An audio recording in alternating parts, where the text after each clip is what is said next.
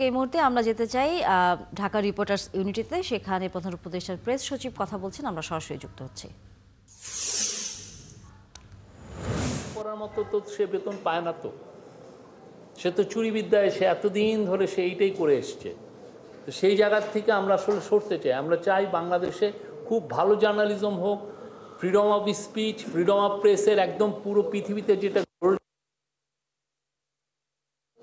কিন্তু কেউ যেন কপিরাইট কেউ যেন থেফট না করে, ইনফ্রিঞ্জমেন্ট যাতে না হয়, এটা মানে, এবং যারা ইনভেস্ট করছেন এই ভালো জার্নালিজম তাদের ইনভেস্টমেন্টটাকেও প্রোটেক্ট করা, এটা একটা সরকারি রেগুলেটরি বডিগুলোর একটা দায়িত্ব।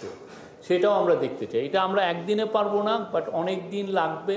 বাট এই যাত্রাটা এখনই শুরু হওয়াটা দরকার এই জায়গায়, এবং এটা নিয়ে যত অ্যাওয়ারনেস তৈরি হয় সবার জন্যই এটা মঙ্গল। আমাদের অ্যাডভাইজার মহোদয় এগুলো অনেক বিষয় নিয়ে কথা বলবেন, আমি আর বাড়াবো না।